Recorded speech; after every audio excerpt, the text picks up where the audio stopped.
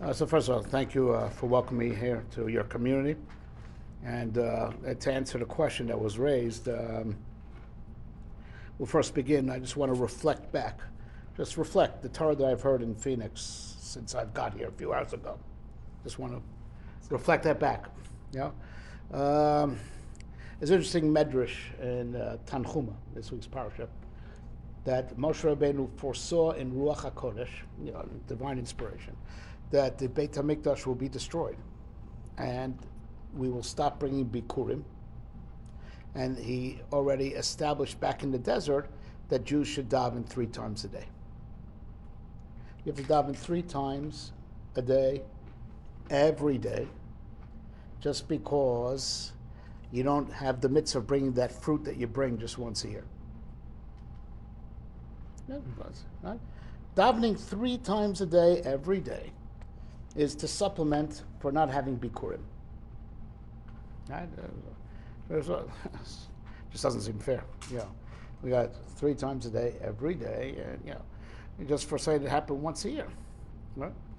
So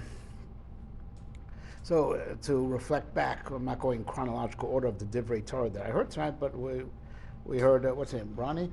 Yes, heard Ronnie talk about Bikurim being a reflection of Reishit, right? And also it's Reishit Pri Adama, which reflects back on Bereshit, B'Shul Yisrael Shnikra Reishit, B'Shul HaTorah Shnikra Reishit. So now just to go into that point a little bit deeper, right? The Reishit is point of origin. And that's what the Torah does. The Torah's Nikra Reshit, that aside from the fact that Torah was was the original point of origin of creation. Istako Boraiso Bar Alma, the Reshit, the beginning of the creative process was that Kosh who projected the Torah, and from that the whole world branched out. But it also tells you what Torah does for us. Torah brings us back to point of origin, keeps us connected to God. That Hakadosh Baruch Hu's Reishit Hamachshava, right? And that's what we're meant to do. That's why also it's also to the same word. B'Shul Yisrael Shnikru Reishit. Am Yisrael is this people that are supposed to be connected to God. As a matter of fact, Chazal says, so Yisrael Olu B'Machshava Tchila. The first thing that God thought of, even before the Torah, was Am Yisrael. So even though they're both called Reishit, but if you want to make one first and another one second, it's Yisrael and then the Torah, because there has to be a people for the Torah. There has to be receivers. Otherwise, what do you need a Torah for if there's no one that's going to accept it and live by it? So we're all rooted in that point called Reishit, which is the closest thing to God Himself. His Reishit HaMachshava. That's why we're called His Ben Bechor, right? His firstborn son, because we're the first thing you ever thought of, right? As close as God. So and that was the power of Bikurim. The power of Bikurim was there was Reishit Pri Adama. First, now everything follows the first. So second, third, fourth, they all follow the Rishon, the first, and it's Rishon, Reishit, all have the Shoresh Rosh head. It's the leader. Everyone follows the leader. So now it's hard for us to relate to.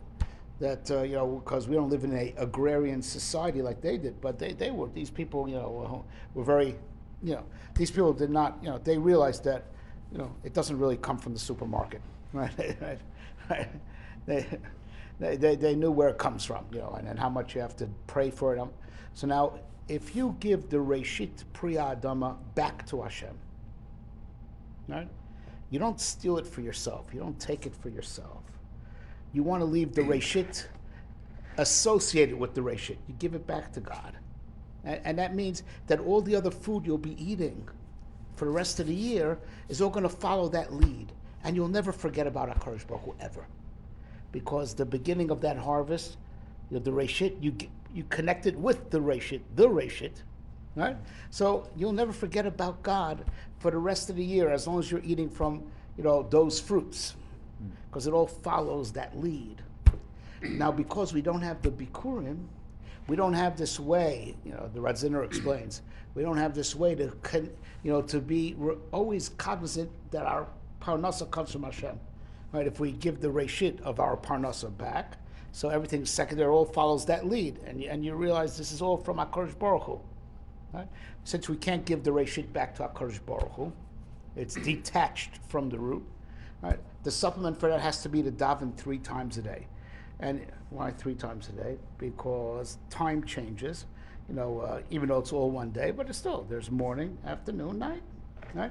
And the Kuzari says, the changes of time reflect also meal times. Right? You eat 3 times a day. Right? So there was no first of that set to keep it all connected to Hashem. So each character now is onto its own. So that's why you have to have a davening. You have to have a shachris connected, breakfast time, connected the morning, and mincha connected lunchtime, and mariv connected, dinner time. Right? That's what you need because we're missing the tikkun of putting the reishit back into the reishit. Right? So we have a life that's detached. So since it's detached, there's no unity. That's why every separate thing needs its own tefillah, its own bracha. Right? So the whole point is to stay attached to HaKadosh Baruch Hu, right? Who's the real Reishit, the real leader. So now even though so just to go a little bit deeper, I want to now go back into connect this to what Rav Shosham said this evening at the Shloshim. He spoke a word from Rav Yochanan Zweig about why it's so important to be besimcha. Now, I was privileged to learn by Rav Yochanan Zweig myself, and I actually heard that word directly from him, but I heard a different version of it, and I'm sure Rav Yochanan Zweig said it in many different versions. Baruch Hashem, he's been teaching for 50 years or more. I'm sure he said it in many different. So I'd like to share with you the way I heard it from him. And he posited the following question. He said, you get all talk because lo avat Hashem lokecha b'simcha tu'lav merov kol. Right? You weren't happy. Where does it say in the Torah to be happy? Where did the Torah ever legislate you have to be b'simcha? That's a pasuk in the Nach. Right? So that came later. Where in the Chumash does it say you have to be? Where does it say? Where did it ever legislate that there's such a law that we are therefore in violation of? So it said, Anochi Hashem Elokecha. That's what he said. Anochi Hashem Elokecha. The command to believe in God mandates that you be happy. The very mitzvah of emunah in HaKadosh Baruch Hu. Right? Because, in his words, right, we have to live in a theocentric reality, a reality where Hashem is the center. And what's called the center in space, in time is called Reishit, the first. There's infinite points on a plane, but no 2 centers. Right? And also in time, you could have points, but there's only one first. Only one first, no 2 firsts. Right? Yeah, but second, you have infinite, in the series. And so what Reishit is in Zman is what Merkaz is in space. Right? We have to put God in the center. If you put God in the center and everything is His will, what's there not to be happy about? What's there not to be happy about? This is what He wants, and that's reality itself. Zeh ma sheyesh. Because He is the emet. So whatever Ritzono is the emet, and you have no cause for dissatisfaction. Right? If a person who's unhappy is not in a theocentric reality, said Rav Zweig, but in a egocentric reality. I'm the center. You're putting yourself there. You're making yourself the Reishit. You're making yourself the Reishit. And it's all about me. It's all about me. And I'm not satisfied. Right? So he was saying that, Simcha, right? Simcha is a function of emunah. Right? And then years later, after I heard it from him, I saw it's actually in the Maharal. The Maharal says the same idea. A person who is be'emunah is always besimcha. Right. Right.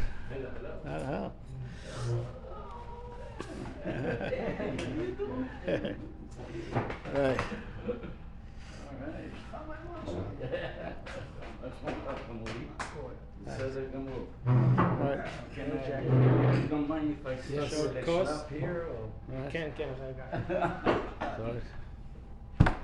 Yeah, he gets down. He'll do the root beer. Don't flash you, fucker. Yeah. Yes. I think it's a Right.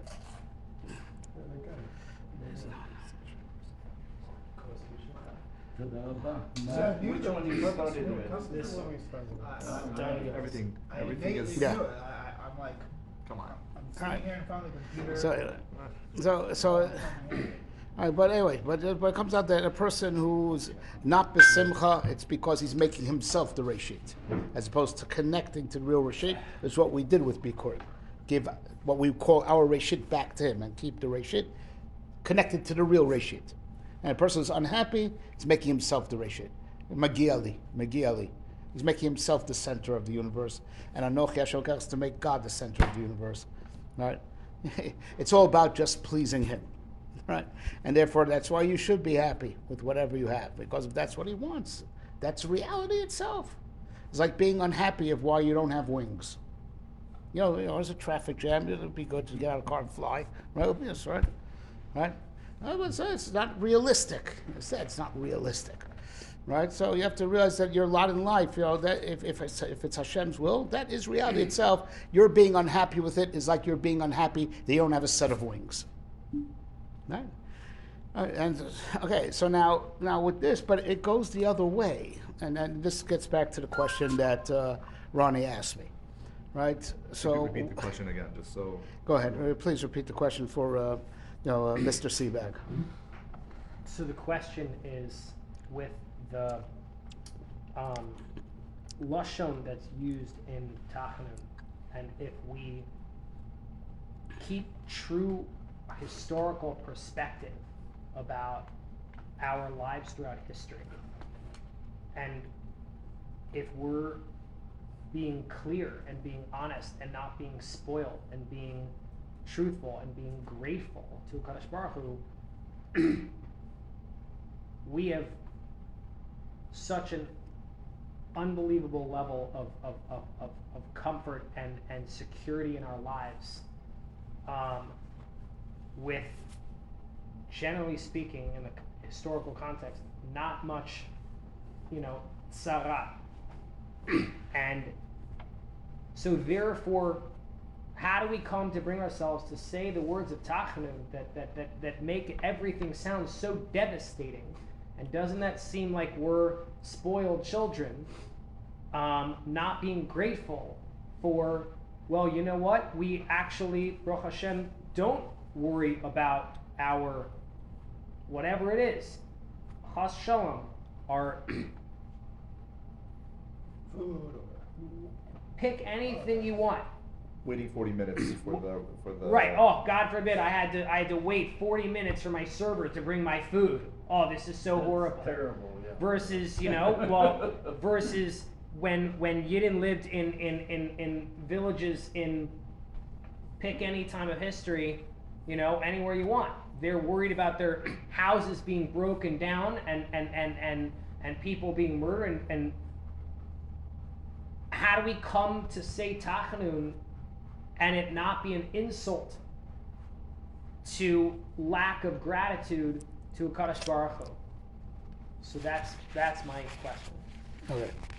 So now we've made the question worse by pointing out if the chiyuv, what Rabbi Zweig told me, in my the version I heard from that, the chiyuv to be happy is Anochi Hashem Elokecha, to believe in God, right? Because put him at the center. He is reality, and if you are, you have your desires, you're usurping his place in the universe. You're making yourself the center. You want to make yourself the reshit, right? So then the question is, no matter how bad you have it, how could you ever complain? Right? It goes to the other extreme, right? Because look at all you have. What? Because look at all you have, even if If it's God's will, then what's there to complain about? If everything is God's will. So the Nefesh HaChaim deals with this. To be Ovid B'Simcha would say, I'm Samech all the time. Yeah. No, there is a famous story from the Mezritcher that the famous brothers, Rav Shmulka of Nikolsburg and Rav Pinchas Horowitz, who was the Hafla and the Mikneh, who they're both, besides for being, they were both very big Gedolim, even, the Pinchas Horowitz wrote the Mikneh and the Hafla, and Shmulka of Nikolsburg actually had a big yeshiva in Nikolsburg that a lot of Gedolim learned in. So they went. But they also, they were also by the Mezritcher Magid, and they once pondered this question: how can you really serve HaKadosh Baruch Hu b'simcha if you are deprived? He said, I want you to ask this question to Rav Zusha of Hanapoli, the brother of the Noam Elimelech. I want you to ask him that question. Tell him I sent you. Ask this question. So so where does he live? The Maggid told him, where he lived. And they walked in, there wasn't even a front door. He lived in a broken down hut. He didn't have furniture sitting on the floor, and obviously malnourished. And they sent him. So they said, the Maggid sent us to you. So, what does he want? He wants us, to ask you this question: how could a person live in such terrible deprivation serve Hashem b'simcha? Says the Maggid couldn't tell you. I mean, what do I know? Zusha doesn't know anything. He never said I, because that would be because there's only one I. Anochi Hashem Elokecha. He used to always say Zusha. Right? No, right. So speaking of Anoch Hashem Elokecha, there's only one eye. They said Zusha doesn't know anything. Zusha, but maybe the Maggid meant, that we should ask you how you serve Hashem b'simcha. So what's the question? I have everything I need. Right? So the question is, how could anyone ever complain if they are really real that whatever is Ritzono Yisbarach? So Nefesh HaChaim explains this. He says, it's not about us. It's about him, because he created the world lehetiv. Rebbe Hashem created the world, right? Right.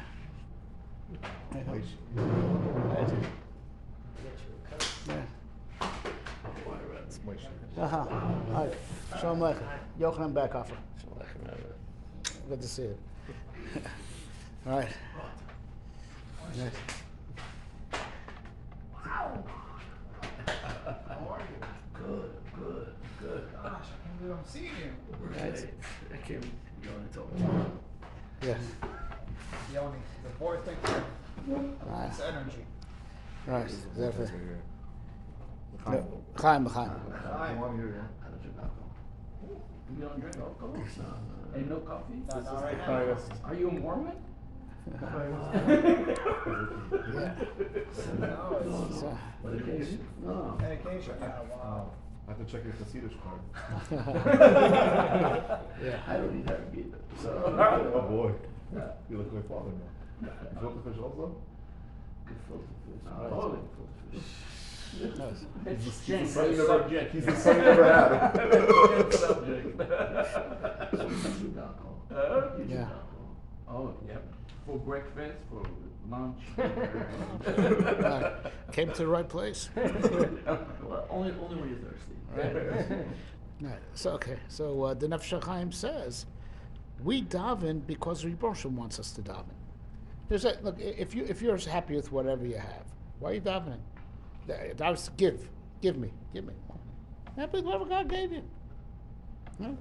All right. So now, aside from the other factor that we mentioned earlier a few minutes ago, that davening helps you remember where it came from. We don't have the bikurim to instill this in us year round, right? But we make bakashot pratiot, things aside from the nusach hatfil of Anshe Knesset Hagdola. So Nefesh HaChaim says you have to daven because the Rebbe Shalom wants you to have it good, because he created the world lehetiv, right? And Ritzono Yisbarach is not upheld if the world is lacking, because his Ratzon is lehetiv, and of course if the world is lacking, it's our fault, because he mitzido Yisbarach wants to give. Infinite giving. We're blocking it. That's against the divine will, right? So he writes over there, the proper kavan of davening is Ribon Shalom lema'ancha, because you want that anything that's chaser should be filled in, that the world should be shalem, betachlit hashlemut, right? The epitome of, because that's your will. That's why we daven. To do His will, that the rotzen to create the world and be native should be fully fulfilled.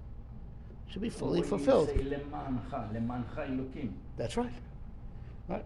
That's his whole rotzen. right? I mean, once if we're talking openly, it's a safe space, right? We have in our folklore, that stories that a Rebbe he lost his calculum because the episode nidnud kal shebakal v'chet that Lefi's madrega was terrible, and when he heard it, he was dancing, because now I'm serving Hashem l'shma, right? Not to get any reward, right? We have that story in our folklore. It's not from any credible source. Then we have another story in our folklore attributed to the Vilna Gaon, right? That there was one year was no esrogin, and so the Talmid of the Vilna Gaon, he has to have an esrog for Sukkot, and they went like a 30-40 mile radius. They came to an inn and they saw a guest in an inn holding an esrog. Say, would you sell it to us for the Vilna? Give the Vilna Gaon. You heard of Vilna Gaon? So I'll tell you what, I'll give the esrog to the Vilna Gaon on condition that the schar of the mitzvah goes to me. Ooh. That's it. No, I don't want money. I'll give the esrog, but the schar of the mitzvah goes to me. All right? So I said we have to ask the Vilna Gaon before we agree to this thing. So when I said I love the arrangement, I love it. All right? Because that way I can really do it lishma. Are the two stories the same? Sounds to the shallow mind. They sound the same, right? Right. Okay. I just needling him, right? Right. So Marashir of Yaakov Weinberg said, "Listen, we don't know if either story really happened, but philosophically speaking, the first one is sheker. The story of the Vilna Gaon could be emes. Wow. Why? That you should do mitzvahs and no one gets olam haba? What's the whole point? The Rebbe created the world lehativ, and you have mitzvahs to get the hatava. Just it shouldn't be nahamar kisuva, it shouldn't be bread of shame. But that's the whole divine agenda. He doesn't need our mitzvahs. He wants to be mative, except for our good, right? We have to do mitzvahs, so it shouldn't be nahamar kisufa. And so you do mitzvahs and no one gets olam haba. That goes against the whole tachlis abriya. No, but the story of the Vilna Gaon could be true because the divine agenda of being mative is fulfilled. Just I'm not the beneficiary. But a mitzvah is done, hatava is granted, right? And after I heard from Rosh Yeshiva, I subsequently found it in the Ruach Chaim from Chaim Volozhner, the Vilna Gaon's Talmud. He says in one of his Pirush on Mishnah, not referencing the story, just the concept, that you say, you shouldn't do mitzvahs for the sake of olam haba, because that's not lishma. It's mefurish in the Rambam Hilchos Tshuva. You have to do mitzvahs lishma, right? But you should want to make it to olam haba because God wants to see you there. He wants to meet you in olam haba. That's where He wants to meet you. That's why it's important to get to olam haba. So your mitzvahs are to serve Him, but part of serving is make it to olam haba. He wants to see you there, right? That's where He wants to see you. Right? So that our kavanah when we daven or when and all these things, always look at the Nevi'im. The Nevi'im weren't happy. They weren't samech b'chalkam. It was because they sensed that this lack is the bria is not b'shleimut, and Rebbe wants the bria b'shleimut, and they're really davening and crying and complaining for tsar hashchina, right? And when we daven also, it's not about our pain or our frustration. We have to feel tsar hashchina. But now Ronnie is raising, it's an example of Savo? that there's no Beis HaMikdash in the world. So now this is the amazing thing. We have to realize that we're in the worst goals. We are in the worst goals, right? Because the Gemara in Sota says that with Churban Abayit all bracha went. Now maybe Biden is helping us, right? Bidenomics is saving us, right? Now I'll explain to you why. Because with $5 gas, right? $5 gallon gas, the world is not b'shleimus. You have to understand that the fact that we could think that we've got it all, and we're not feeling tsar hashchina, that there's no Beis HaMikdash on earth, and there's no nevuah, right? And the apikorsim laugh at us, right? So this material abundance is mamish from the Sitra Achra, making us think that a world that is totally broken is kilu b'shleimut. Right? And we have to understand that the prosperity of 21st century America is all from the Sitra Achra. Because it is making us think that a broken world is shalem. Wow. So we have to understand that we have to say that because we have to be thinking tsar Ashchina. If I'm happy, right, because I have my junk food, right, right, and I get it on demand, right. The Rebbe Shalom's not happy. He can't be happy with the world as it is, right? And the prosperity that we have now is kol kulo, just making the Hester Punim worse. There's no bigger Hester Punim than to pass off, a broken world, broken in the eyes of God. It's only being fixed, and that's the covenant we have to have, because we have to feel broken. Because if we see the world through the lenses of God, right, the world's very, very broken. Right, there is a sefer from the Mittler Rebbe, Derech Chaim, from the son of the Baal Tanya, and he writes an interesting thing in the Hakdama to the sefer that you say there's no bracha if you work on Shabbat, right? Let's say, right, and crime doesn't pay. Tell it to the Bidens. They'll laugh at you and say, sure it does, right? Right. What do you mean? I'll show you all the money I've made by working on Shabbat. Right? Chas v'shalom, what's the answer to that? It says that's not real money. That's monopoly money. It's counterfeit money. It's because it's not from HaKadosh Baruch Hu. Parnasa that you get from HaKadosh Baruch Hu, the parnasa that's kotzuv, me Rosh Hashanah to Rosh Hashanah, that since it's from God, it's real. So it doesn't just pay your bills in Olam Hazeh. There's a certain amount of ruchni substance to it. It's a kesher with HaKadosh. That parnasa is with you la'ad or netzach netzachim. It's a kesher. It's a kesher.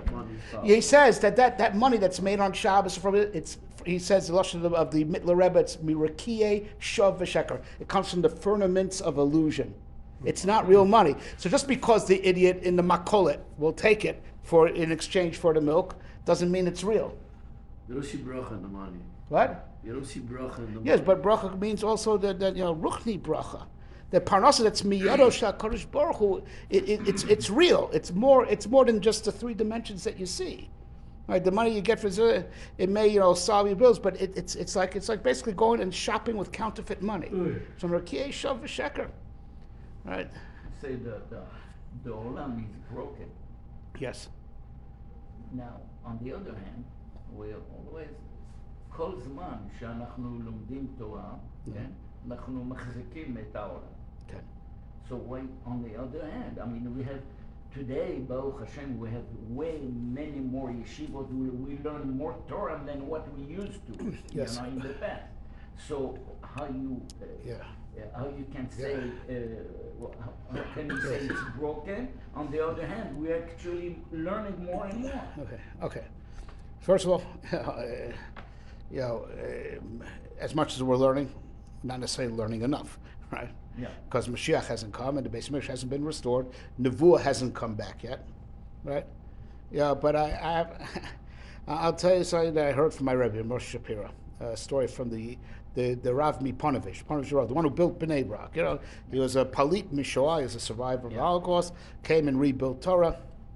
And he, at the end of his life, he just kept on. He went around the world fundraising and built Ponevezh and built other branches and built up Bnei Brak, right, just to rebuild Torah, rebuild Torah.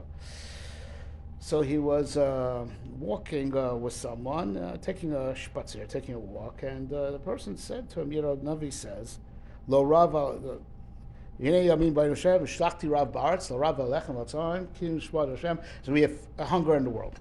But not for bread and not for, but lishmoa dvar Hashem. And Chazal consider that a klala. Kishnichasu rabotenu lekerem biyavne gemar Shabbos amru atida Torah shetishakach b'Yisrael. We're going to forget Torah. Shenemar lo rava alechem v'lotzai kim lishmoa dvar Hashem. Right? It's not good that they made it into all these songs. Chazal called it. It's a curse. It's a curse. It's a atida Torah shetishakach b'Yisrael. Shem Allah. So I'm sure everyone has their, the wonderment I see on your face was exactly the question that the person raised. It doesn't sound too bad. People being hungry for Torah, sounds good, right? So, right, the Parashah told them, when a person's really hungry,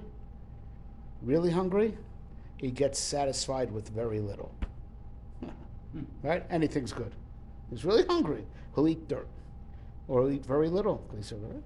Right? The Rebbe Shalom doesn't want us eating Torah like hungry people. One morsel, a little Mishnah here, a halacha there, and a little bit, not too deep.